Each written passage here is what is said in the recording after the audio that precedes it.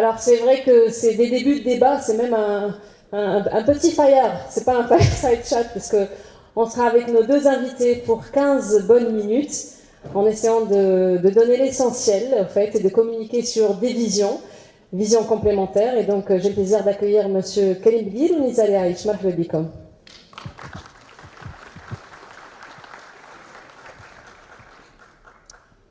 Voilà. Je me mets au milieu, je me permets. Hein. Merci. Je suis ravie en tout cas d'être entourée cet après-midi de deux personnalités qui incarnent en fait, je vais me mettre là pour m'éloigner de l'interférence, allez-y, rapprochez-vous Nizar. Vous incarnez chacun de vous votre manière les futurs possibles de la Méditerranée numérique. Donc je vais faire des présentations, même si tout le monde connaît Karim, même si tout le monde connaît Nizar. Je vais dire Karim Bilgil, vous êtes entrepreneur, vous êtes cofondateur d'Instadip, vous êtes auteur du livre Le Saut décisif. Il est paru il y a combien de temps ? Cet été en Tunisie. Cet été en Tunisie, donc je vous conseille vivement de l'acheter et de le lire. C'est pas beaucoup de pages, c'est un peu plus de 80 pages, mais il y a l'essentiel dedans. Dans ce livre, justement, vous appelez clairement à un réveil stratégique et numérique, en fait, de l'Afrique et des pays du pourtour méditerranéen, notamment les pays du sud de la Méditerranée. Nizar Yaish, vous êtes ancien ministre des Finances, vous êtes expert international de la transformation numérique et énergétique, vous êtes engagé dans l'avenir des infrastructures publiques et de la souveraineté technologique. Donc merci d'être avec nous, avec ce beau public cet après-midi. 15 minutes d'échange autour d'une question essentielle.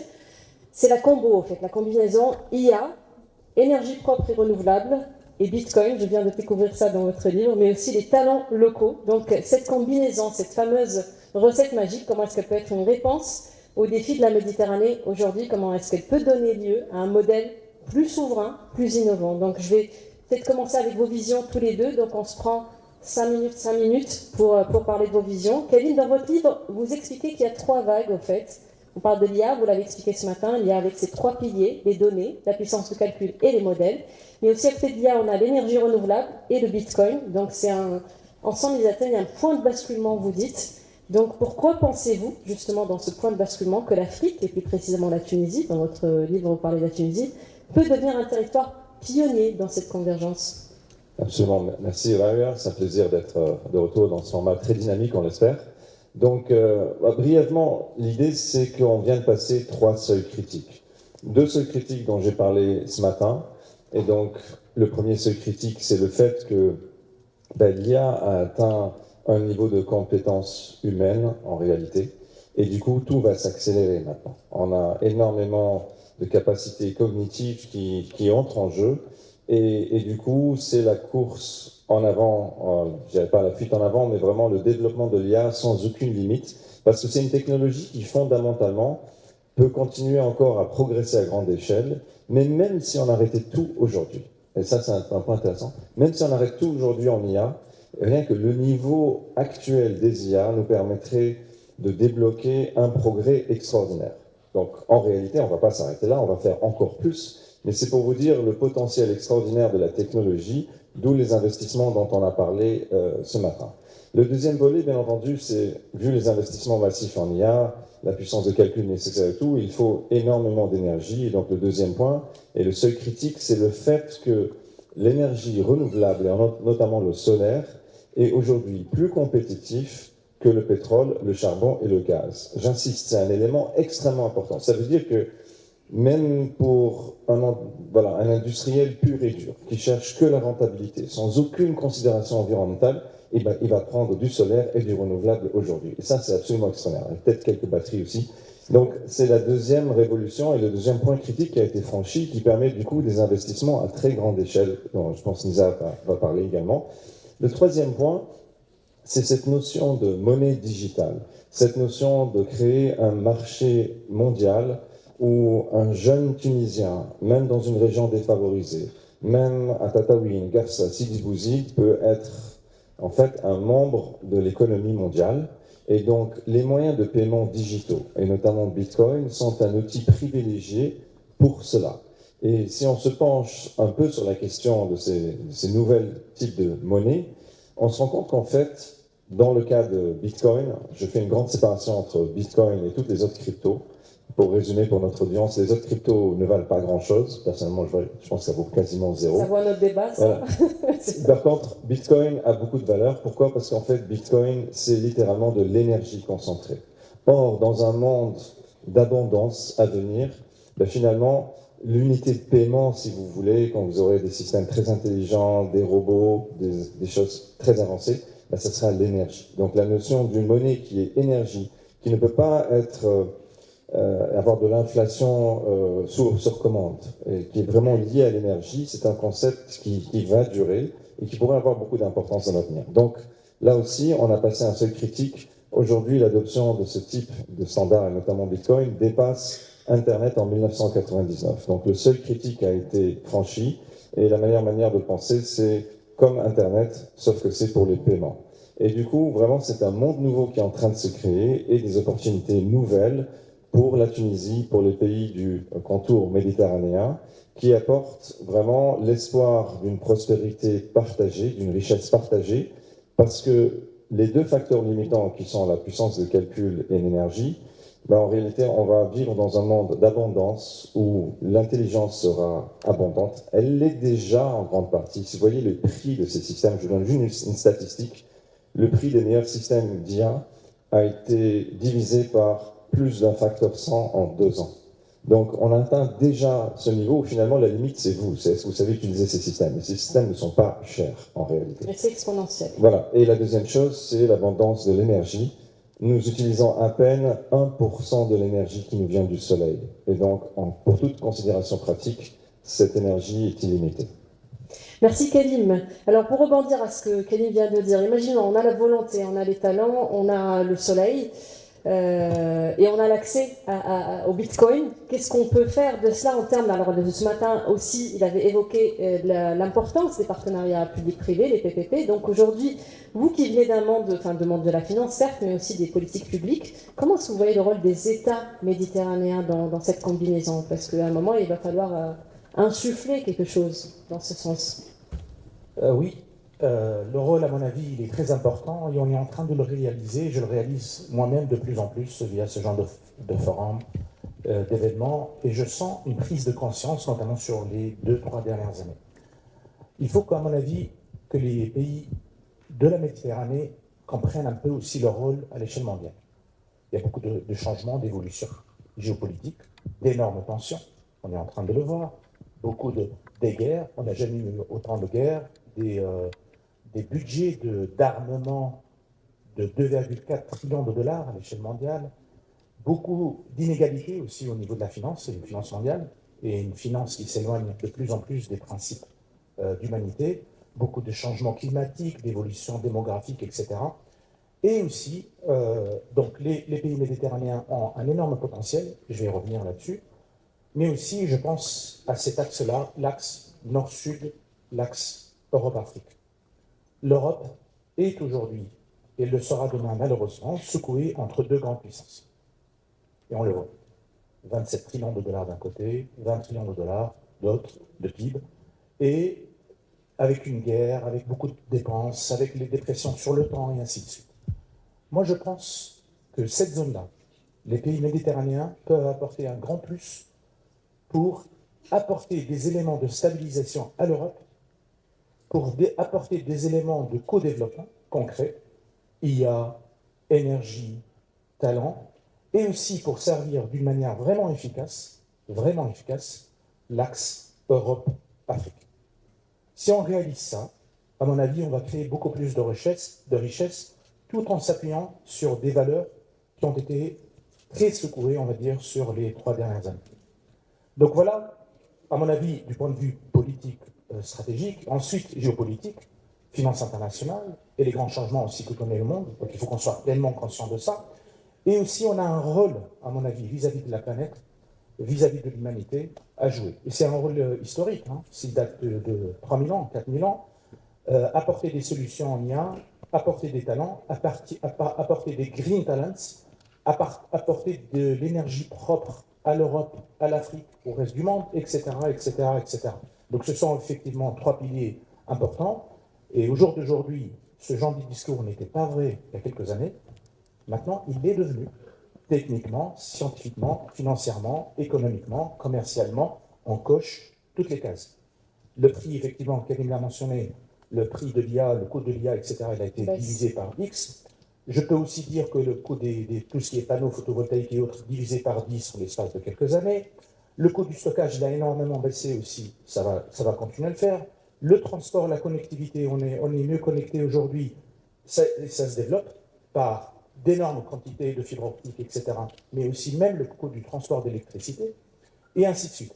Donc on commence à avoir des éléments qui s'alignent, très intéressants pour la rive sud de la Méditerranée, très intéressants pour nous, Tunisiens, pour jouer un rôle encore plus grand au sein de la Méditerranée, et encore plus grand, je l'espère, dans cette vision un peu plus globale, géopolitique et autres. Donc il y a un puzzle qui est en train de se mettre en place inévitablement, en fait, vous dites. Donc oui. C'est même pas une opportunité, c'est comme ça que ça doit se passer. C'est comme ça que ça doit se passer. Vous le dites aussi dans votre livre, Karim, puisque vous misez sur le développement des capacités locales. Et quand je dis capacités locales, on parle bien sûr d'abord des jeunes talents. Donc il y a le projet avec GoMyCode que vous avez présenté ce matin. Donc ça va être le projet Tatooine, je crois, donc avec 10 000 étudiants qui sont formés.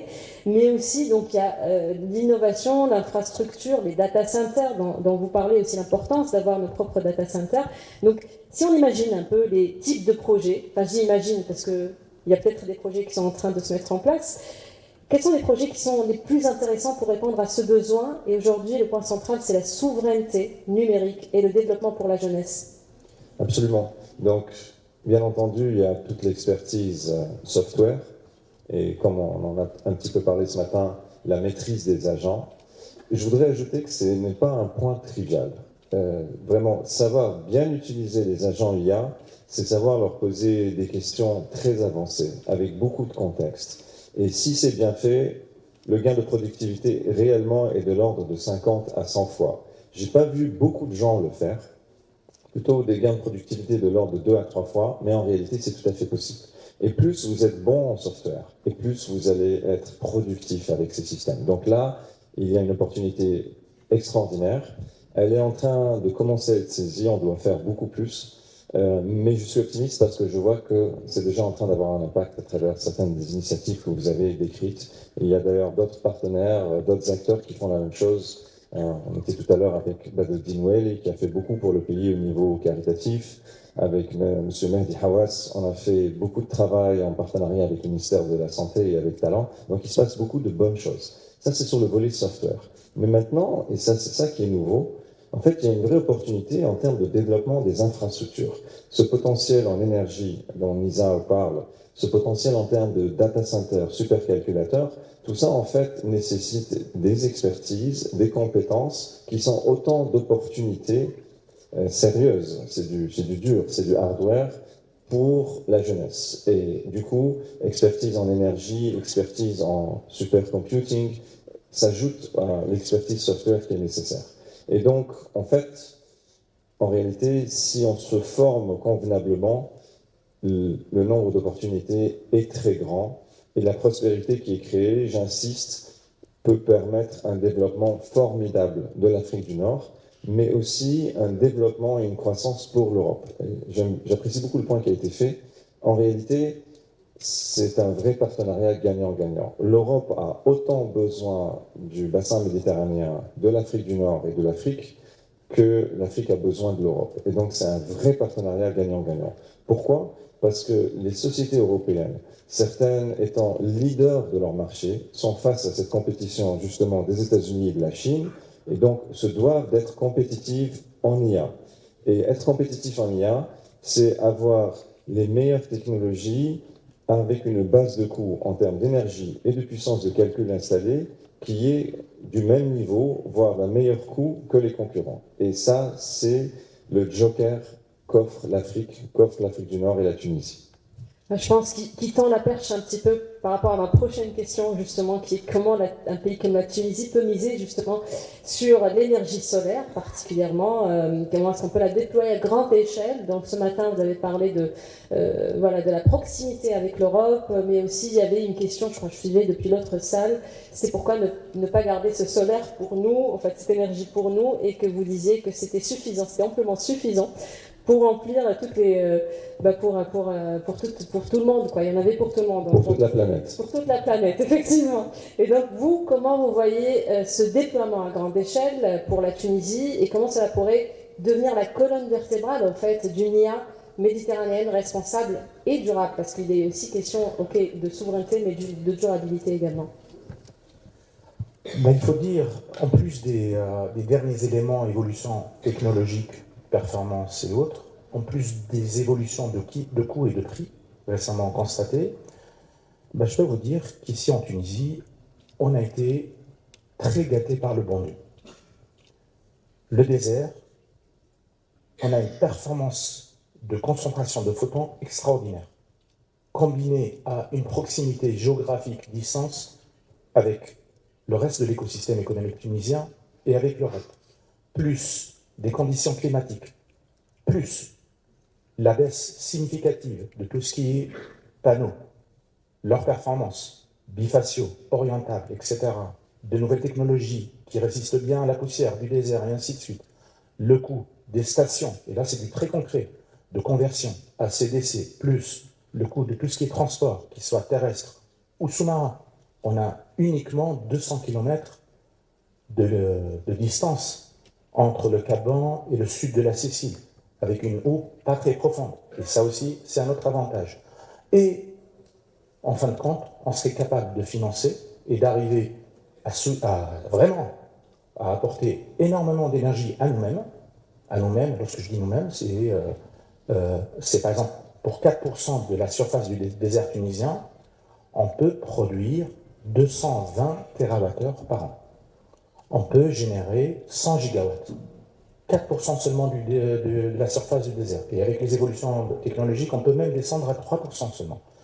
100 gigawatts, c'est à peu près une vingtaine de fois la steak.